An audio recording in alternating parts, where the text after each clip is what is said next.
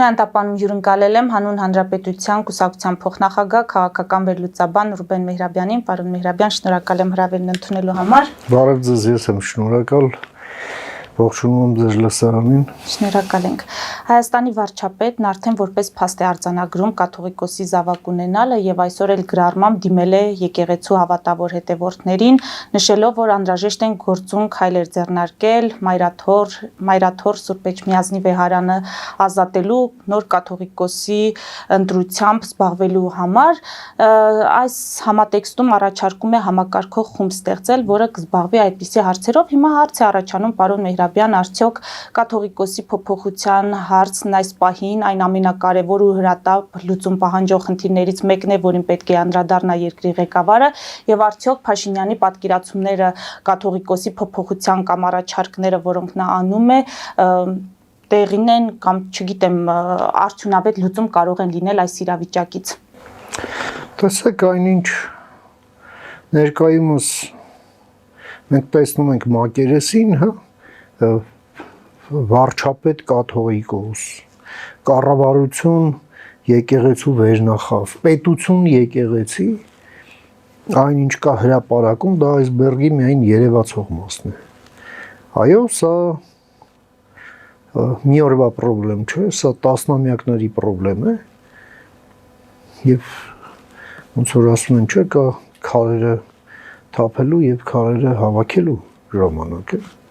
Հիմա ժամանակն է, այո, այդ հարցը լուծել, որովհետեւ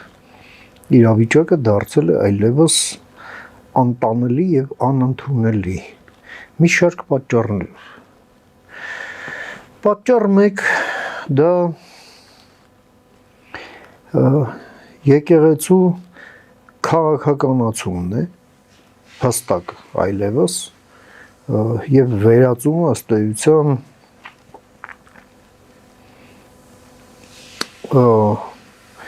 քաղաքական ուժի, որը ըստ էության ոչ թե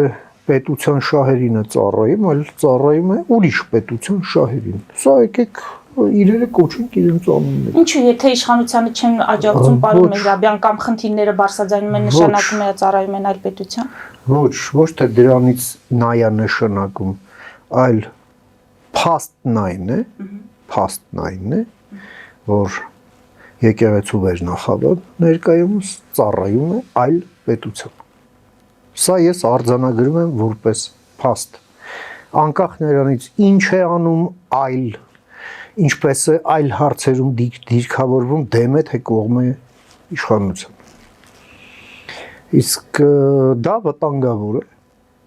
Մանավանդ եկեղեցու այս պահվածքն էլ ակտուալիզացվում է ընտրություններին ընդառաջ։ Դա էլ փաստ է։ Այո, ներկայումս կա նախընտրական ակտիվացում եւ եկեղեցում վերապահված է շատ հստակ դերակատարում այստեղ մի գեր նպատակի շուրջ փոխել իշխանությունը, ինչպես իրենք են ասում, վերականգնել դաշնակցային հարաբերությունները Ռուսաստանի հետ, չէ՞։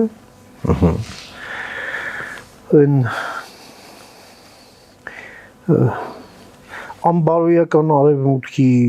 հովերն այստեղ թույլ չտալ, չէ՞։ Խաղաղության պայմանագիրը դնել մի կողմ, ինչ Թուրքիա, ինչ բան, եկեղեցու մի սառեցված ներկայացուցիչ թրև էր գալիս փողոցներում, լսեք իր ճառերը։ Այն մյուսն էլ Շիրակի մարզում Ստալին էր գովում, օրհնում էր այն դռոշագով ռուսական գլուխը գովացող քրեական հեղինակությանը, որը իշխանության թողտվությամբ պարազիտանալով ժողովրդավարության վրա դարձավ քաղաքապետ, որում ըստ էության գործարքի արդյունքում այլ տեխնացուների, այսպես կոչված տեխնացուների հետ, որոնք չպետք է լինեին տեխնացու, էլի պետության թողտվությամբ։ Եվ հետո այդ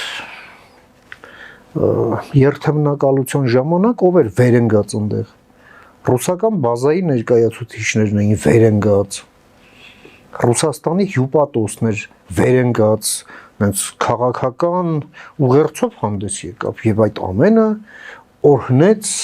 օծեց ով եկեղեցու բարձրաստիճան այդ Ստալին գովացող ներկայացուցիչը։ Դե այդքանից հետո մենք պետք է լավ հասկանանք, որ եկեղեցու անվամբ քողարկված այդ խմբակը այլևս վերածվել է այո ազգային անվտանգության սպառնալիքի։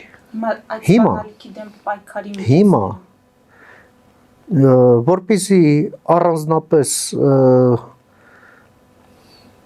շատ հարցին չխորանանք, հա, իսկ իրենք խոսում են ինչ-որ վեհությունից,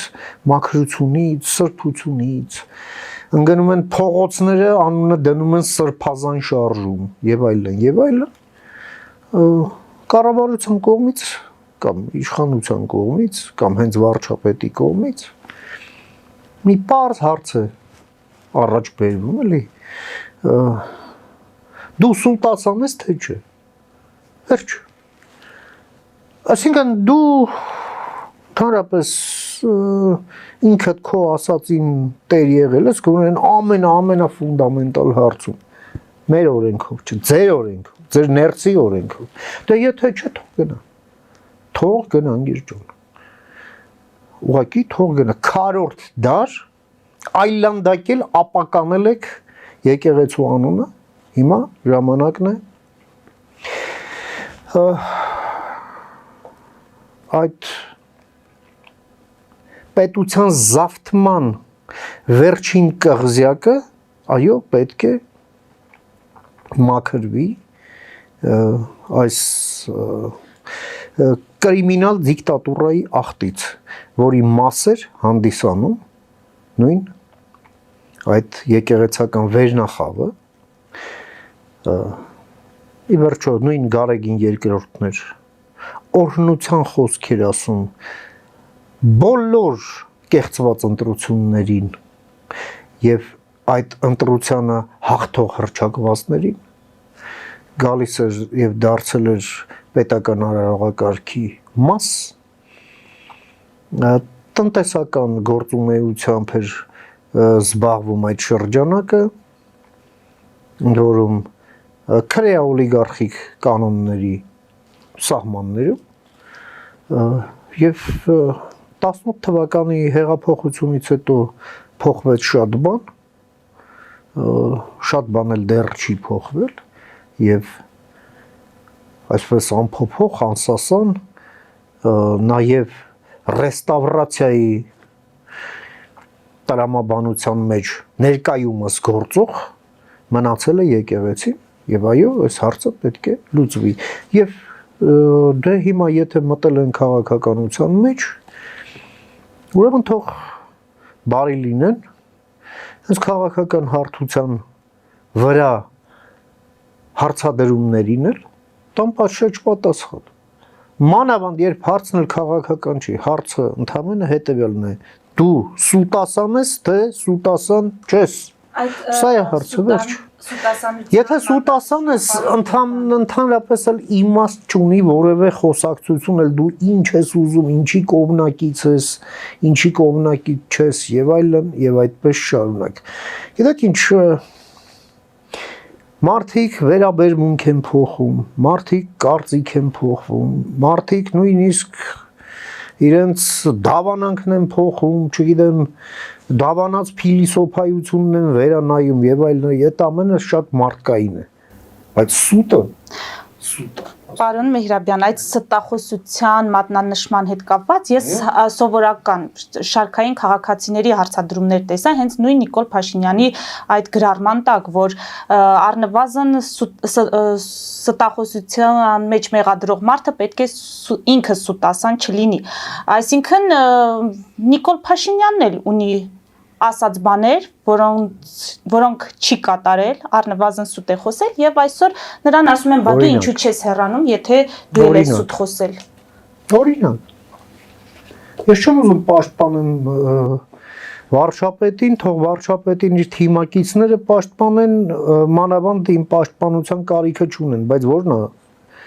այդ ասացի, սենց ասենք փաստական հիմքը որն է, որտեղ ասուտ խոս։ Արցախը Հայաստանը եւ էր, պարոն Միրաբյան, դա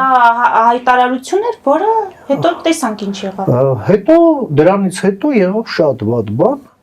Այո, հանգամանքները դասավորվեցին այնպես, որ այդ ասածը չստացվեց։ Հասկանու՞մ եք։ Շատ լավ։ Ինչ է կարծում, ինչու առաջին նախագահը որոշեց աջակցել կաթողիկոսին։ Ցավոք սրտի առաջին նախագահը, որ ես սպասում էի կդիրքավորվեր այս դիմակայությունից վեր դիրքում գերադասեց դառնալ այդ դիմակայության կողմերից մեկի կողքին ընել պատմության սխալ կողմ։ Ինչը խիստ ցավալի։ Այսքանը կարող եմ ասել։ Եվ փաստորեն սա շատ ավելի վատ բան է ուրվագծում։ Սա ուրվագծում է այն, որ առաջին նախագահը, որի կառավարման տարիները կարելի է ասել որպես վիժեցված հեղափոխություն, վիժեցված ռեֆորմացիա, որպես պարտություն քրեա օլիգարխիային եւ որը վերջացավ պետական հեղաշրջումով եւ իր բերած կադրերի կողմից պետության զավթմամբ եւ իր բերած կադրերի կողմից կրիմինալ դիկտատուրայի 2 տասնամյակի, որն էլ հենց կոնսոլիդացվեց հոկտեմբերի 27-ով, երբ հոկտեմբերի 27-ին նա կոչ էր անում միավորվել Ռոբերտ Քոչարյանի շուրջը, չէ՞։ Ահա։ Իմ մոտ հարցեր են առաջանում, թե ինչու։ Մեկ երկրորդը, գիտեք ինչ, այդ հանդիպման հաղորդագրության մեջ պետության կողմից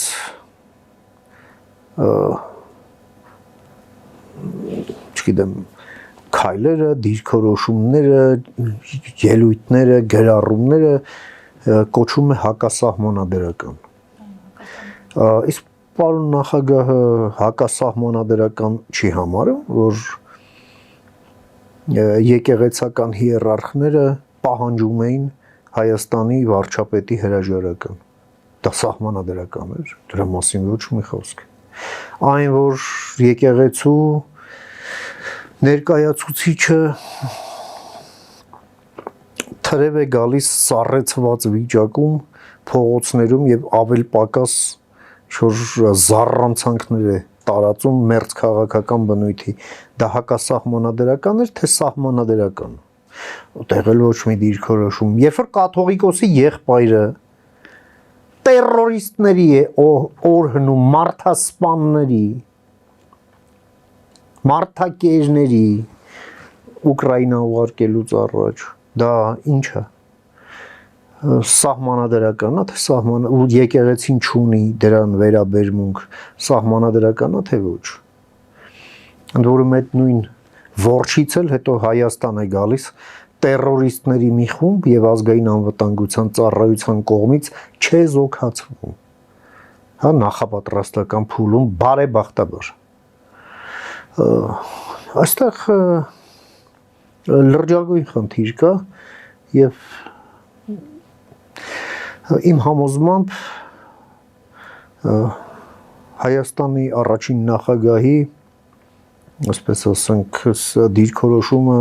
լուրջ հարցեր է առաջացնում։ Ցավոք եւ ցավալի։ Պարոն Մեհրաբյան, այս թեման ամփոփելով հիմա հոգևոր դաս, այսպես ասենք, իրենք Հայաստանին առնչվող, Հայաստանի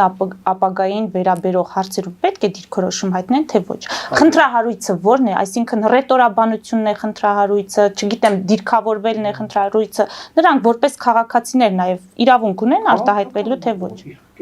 Բոլորն էլ իրավունք ունեն, բայց երբ որ դու դառնում ես քաղաքականության սուբյեկտ նախընտրական շրջանում, ընդ որում սկսում ես աշխատել պետության դեմ, կներեք։ Սա մոտարապես նույն վիճակներ, ասենք,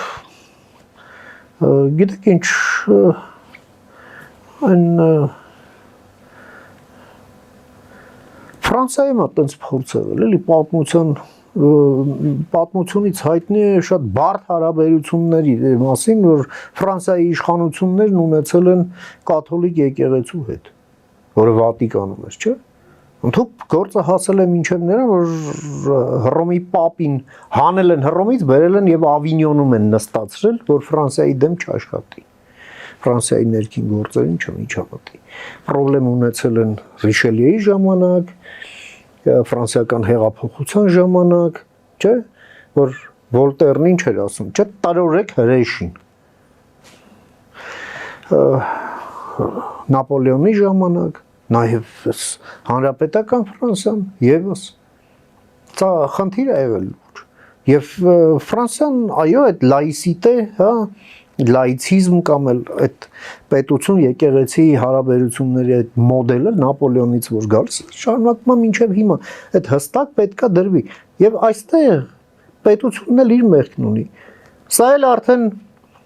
պետության սահմանադրության մեջ գրած է եկեղեցին անջատ է պետությունից։ Եկեղեցին գալիս եւ քիթը մտցնում է պետության կյանքի մեջ։ Օրենքը ինչու չի գնում այդ քիթը մտցնողի հետևից։ Մի հատ քիթը վրայից պոկի մի հատ, որ էլ մյուս անգամ քիթը չմտցնի հետևից։ Չկա տես բան։ Հիմա կանգնում ասում ենք, չգիտեմ, կուսակայուն ես թե չէ։ Բայց այդտեղ լուրջ խնդիր կա։ Օրենք է խախտվել, սահմանադրություն է խախտվել։ Դրա հետևից գնալա պետք անկախ նրանից, ով ում քերակինն է կամ ով է կուսակրոնությունը խախտել կամ ով երեխա ունի, ով երեխա չունի։ Սա էլ է հարց իհարկե։ Եվ բոլոր դեպքերում, այո, Գարեգին II ամենայն հայոց կաթողիկոսը իր անփառունակ քառորդ դարյա գահակալումից հետո, այո, պետք է լքի Սուրբ Էջմիածին։ Որովհետև դա բխում է թե հայ առաքելական եկեղեցու, թե Հայաստանի Հանրապետության շահերից։ Սա պետք է գիտակցվի, թե անձամբ ամենայն հայոց կաթողիկոսը, թե եկեղեցական վերնախավը, թե եկեղեցին որպես ինստիտուտ, թե հայ առաքելական եկեղեցու հետևորդները։ Մեր պետությունը իր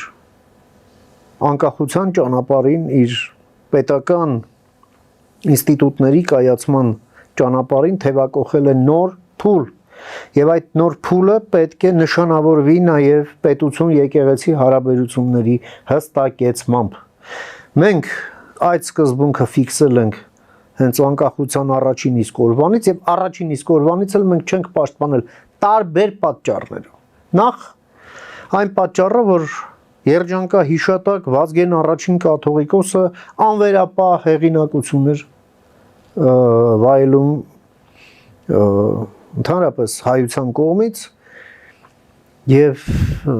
այո Վազգեն առաջինը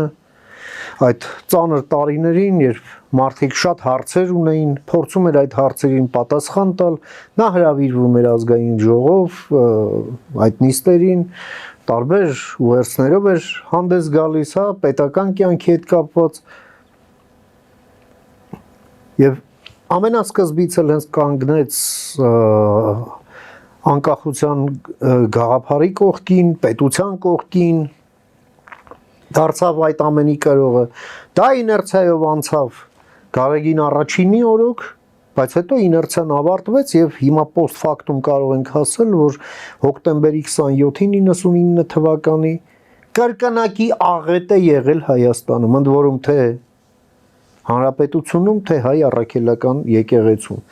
Եվ այո, մենք մինչև հիմա թե մեկի, թե մյուսի հետևանքները մինչև վերջ չենք հաղթահարել։ Այս սրանից մենք պետք է խոսենք, իսկ ինչ վերաբերվում է վարչապետի կողմից այդ առաջարկին, կարծում եմ, որ այս նախաձեռնությունը կհանգի իր տրամաբանական վերջաբանին, այո, եւ հայ առաքելական եկեղեցին վերջի անգամ ռեֆորմը եղել է Ստալինի կողմից 46 թվականին, դա ռեֆորմ էլ չէր, դիրեկտիվ ձևով վերևից ուղղակի իջավ, ասաց այս ձևով եք աշխատելու, դրանից հետո ոչինչ չի փոխվել։ Այո, ժամանակն է, որ փոխվի, որովհետև մենք ունենք պետություն եւ Ստալինի լեկալներով կառուցված եւ ձևավորված եկեղեցական կառույցով մենք առաջ չենք կարող գնալ եւ դա վնաս է թե պետությանը, թե հասարակությանը, թե եկեղեցուն, թե եկեղեցու հետևորդներին։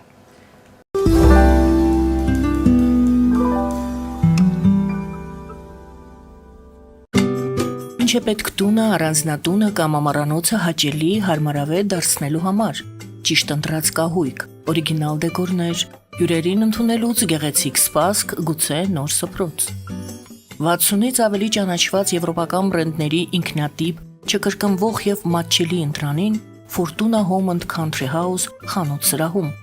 Նորաոճ սպասք եւ կահույք հորեկա բնագավառի համար, տեքստիլ, տնտեսական ապրանքներ, ամեն ինչ գեղեցիկ կյանքի համար։ Ընտրեք այն, ինչ վաղուց փնտրում էիք Fortuna Home and Country House-ում, ձեզ համար եւ որպես նվեր ձեր մտերիմների համար։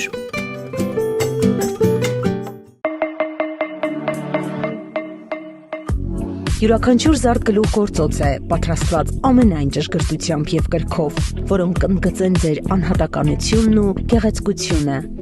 Մեր զարդերը պարզապես աքսեսուարներ չեն, այլ սիրո խոստովանություններ, որոնք կդառնան ձեր հիշողությունների խորհրդանիշը։ Դրանք ձեզ կդարձնեն ոճային եւ գրավիչ։ Ձեր պատմությունը սպասում է։ Ֆելիչե ժամանակակից ատամնաբուժական կլինիկա։ Այստեղ հարմարավետությունն ու խնամքն առաջնային են։ Այստեղ կիրառվում են ատամնաբուժական ամենաժամանակակից տեխնոլոգիաներ, ճշգրիտ ախտորոշում, արդյունավետ բուժում, նուրբ փորձառություն եւ անհատական մոտեցում։ Սկսած սովորական մանրուքներից մինչև առաջադեմ ընթացակարգեր, այստեղ դուք գտնվում եք բարձր որակավորում ունեցող եւ փորձառու ատամնաբուժական մասնագետների ձեռքերում։ Մեր բարեկամական եւ հյուրընկալ անձնակազմն այստեղ է յուրաքանչյուր այցը հաճելի դարձնելու համար։ Ֆելիչե, ձեր առողջ եւ ամենաերջանիկ շպիտը սկսվում է այստեղից։ Եկեք եւ բացահայտեք նորարարության փորձագիտության եւ կարեկցանքի կատարյալ համադրությունը։ Երևան շիփինգ, սենսացիա ստեղ, հա։ Այո, ճիշտ եք եկել։ Սանդրոցներ Երևան ուղարկելը $2.99 օթանավով։ Այո, Իսկ եթե դոլար ուղարկես, դոլար ստանան։ Մի տոկոս, հա։ այո, Իսկ որ տանեն տուն հասցնեն, էլի մի տոկոս, հա։ 2%։ Երասը ծրի է, էլի։ Ժողովուրդ սենսացիա, ծրի է։ Նորթ Հոլիվուդ կլենդել։ Jackpot հագուստի վաճառակենտրոնը վերաբացվել է Թահանգա քաղաքում։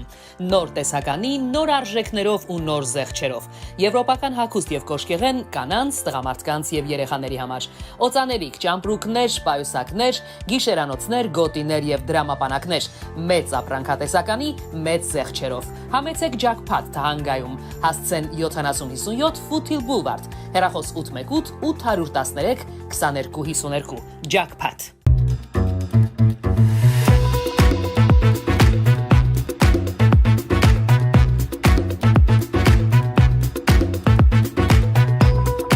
Արարատ ռեստորան, ընտանեկան եւ ընկերական ժամանցի լավագույն հասցե, սիրված արտիստներ, հյուրընկալ մթնոլորտ, հարուստ ճաշացան, անմահական խորտիկներ։ Արարատ ռեստորան, հասցեն ամփոփող, սիրով սպասում ենք ձեզ։ Լավագույն պաղպաղակ, բնական, համեղ եւ մատչելի գներով պաղպաղակը կարող եք ձեռք բերել բոլոր հայկական խանութներում։ Պահանջեք հայկական պաղպաղակ, Թամարա պաղպաղակ։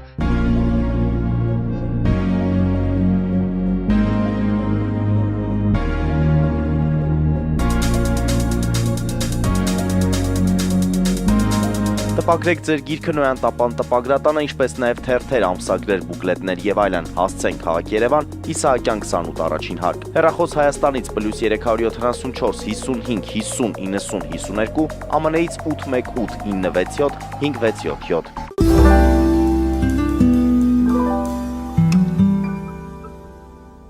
Պարոն Մեհրաբյան, արդեն գիտեք, որ խորհրդարանական հաջորդ ընտրությունները կայանալու են 2026 թվականի հունիսի 7-ին, այդ մասին գրել էր ազգային ժողովի նախագահը։ Հիմա չնայած այս հանգամանքին ընդդիմադիրները վարչապետին անվստահություն հայտնելու այդ հարցը պահում են օրակարգում, պատիվ ունեմ վարչապետի տեխնացու է առաջադրել, Հայաստան խմբակցությունը հայտարարել է, որ ստորագրություններով կաջակցեն, հիմա որքանով է լուրջ այս նախաձեռնությունը։ Եթերային ժամանակը անլուրջ բաների վրա չծախսենք, սա անլուրջ նախաձեռնություն է եւ անլուրջ է սրա մասին լուրջ խոսալ եւ մեր թանկարժեք ժամանակից ծախսենք անլուրջ բաների վրա։ Նախաձեռնողները չեն հասկանում իրենց գործընթացի լրջությունը կամ Հարցրեք պարոն կամ տիկին նախաձեռնող, դուք հասկանում եք թե չեք հասկանում։ Ես չգիտեմ, հասկանում են թե չեն հասկանում, ինձ հետաքրքիր է չի հասկանում են թե որ Սերժ Սարգսյանն այսպիսով օգնում է Նիկոլ Փաշինյանին հերթական անգամ առատաձեռն վերեմատություն։ Ճիշտ ասած, այդ կարծիքներն էլ ինձ առանձնապես չեն հետաքրքրում, որոնք կապված են թե ինչ է անում կամ ինչ չի անում Սերժ Սարգսյանը, օգնում է թե վնասում է, գիտեք ինչ, հանգուցյալների մասին իմաստ չունի, մենք հիմա ժամանակ ծախսենք քաղաքական հանգուցյալների, եկեք խոսենք ողջերից։ Խոսենք։ Հիմա Ռուսաստանի նախագահի օգնականը գիտեք, որ հայտարարել էր, որ Ուկրաինայում իրավիճակը շատ նման է Արցախին, իրենք չեն կարող թույլ տալ նոր վիճելի տարածքի գոյություն, որը հետագայում կհանգեցնի միջուկային պատերազմի, սա արդեն բրդովեցրել է ադրբեջանական կողմին, նրանք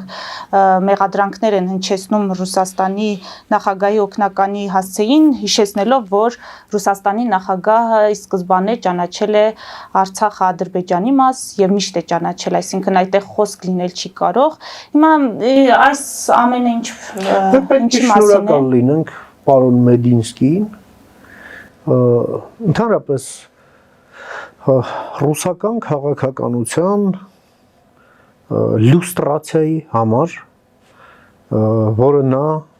իրականացրեց եւ մատուցեց հայ ժողովրդին։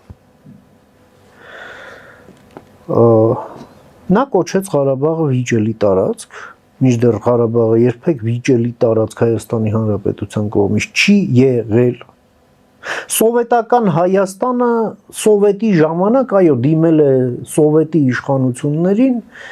վարչական սահմանների փոփոխություն անել հաշվի առնելով ժողովրդի կամքը։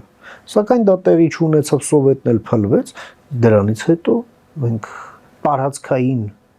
վիճելի տարածք եւ այլն տարածքի հետ կապված մենք հարց չենք ունեցել։ Դա է ասում Մեդինսկին։ Մինչդեռ ինքը Ուկրաինայի հետ կապված ունի, նա որոշել է նույնիսկ post factum մխտրել այն ամենը, ինչ արել է իր երկիրը, հա, խոզի դունչը մտցնելով ամեն ինչի մեջ, ինչ վերաբերվել է մեզ եւ հարամելով ամեն ինչ, եւ հիմա նույնիսկ անում է post factum։ Սա այն է, ինչ որ ասում են, չէ, սա այն ամենն է, ինչ դուք չգիտեիք, բայց ամաչում էիք հարցնել։ Ահա, խնդրեմ։ Դե դրանից հետո թող ասենք պայմանական Ռոբերտ Քոչարյանը կամ մի այն հոկտեմբերի 27-ը պորտկում կոչող մի այդպիսի պայմանական փեդի գլուխ դաշնակ, հա, դե թող դրանից հետո մի հատ խոսի Ռուսաստանի, չգիտեմ ինչից, չգիտեմ ոնց, դաշնակցային, վերականգնել եւ այլ եւ այլ։ Իդեպ ասեմ ձեզ, այստեղ իշխանությունն էլ պետք է իր եզրակացությունն անի, հերիքա Մատվիենկոներ ու Լավրովներ բերեք գլխներիս։ Ակտիվացնել շփումները։ Այս աղբը հերիքա բերեք երկրի մեջ, հա, ու այդ դնեք այդ աղբ քչփորեք անիմաստ տեղը, եւ երկիրը պետք է մաքրվի աղբից, իդեպ օգտվելով առիթից իմ այդ նախաձեռնությունը, որ երեկոյան մենք մեկնարկ տվեցինք, առաջինը ձեր եթերում եմ ուզում ասել, որ այո, հանուն հանրապետության կուսակցությունը Change.org կայքով ստորագրահավաք է սկսել Հայաստանից 102-րդ բազան դուրս բերելու ուրեմն պահանջով։ Իհարկե սա ասելով մենք դրա տակ հասկանում ենք նաև Էրեբունիի ռազմաօդային բազան, մենք հասկանում ենք նաև Ռուսաստանի այդ այսպես կոչված սահմանապահները, այդ ՖՍԲ-ի վարչությունը, Երևանի ազատության պողոտայում, հա, որ абսուրդ է։ Ռուսաստանը սպառնալիք է, էգզիստենցիալ մակարդակի սպառնալիք է Հայաստանի համար եւ Ռուսաստանի զինված ներկայությունը Հայաստանում առնվազն պետք է շուտափույթ կերպով լիկվիդացվի, ընդ որում թե իրավաբանորեն, թե դե ֆակտո։ Եվ զուգահեռաբար, այո, մենք նաև ձեր եթերում բազմիցս ենք խոսել այդ մասին, Ռուսաստանի պետության հետ աֆիլիացված այդ կորպորացիաները, այսպես կոչված, որոնք կազմակերպված քրեական խմբավորումներ են, պետք է դուրս շպրտվեն Հայաստանից, այդ Գազպրոմները, այդ Ռոսատոմները, այդ ՌԺԴ-ները, եւ մենք այստեղ անելիք ունենք։ Նաև մենք պետք է լավ հասկանանք, որ այստեղ դրվածք պետք է փոխվի։ Այո, քաղաքական ռուսասիրությունը այստեղ պետք է դիտարկվի որպես քաղաքական կարիերայի ավարտ։ Ուղղակի, ընդհանրապես քաղաքական ռուսասիրությունը դա խոլերայով վարակված լինելու մասին սենց զուգահեռ եւ հավասար բան որպես պետք է ընկալվի, որովհետեւ միայն դա է ճանապարհը, որպեսզի Հայաստանի Հանրապետությունը զերծ մնա հիբրիդային վտանգներից, որովհետեւ հենց այդ պետությունն է, այո, մեր դեմ տանում հիբրիդային պատերազմ եւ մենք ինչ որ խոսում ենք եկեղեցու մասին, եկեղեցին գործիքավորված է այդ հիբրիդային պատերազմում որպես շարասյուններից մեկը, որը աշխատում է Հայաստանի Հանրապետության դեմ եւ Հայաստանի թիվ 2 պաշտոնյան Ալեն Սիմոնյանը դրա մասին հրապարակային ուղիղ տեքստով հայտարարում է, իսկ դա միայն հայտարարելով չէ, դա նշանակում է, որ այդ հայտարարությունից հետո պետք է հետևեն գործողություններ, այլ ոչ թե կիսատ պռատ գործեր, որն էլ կոչեք բալանսավորված։ Չէ, դա բալանսավորված չի, դա կիսատ է,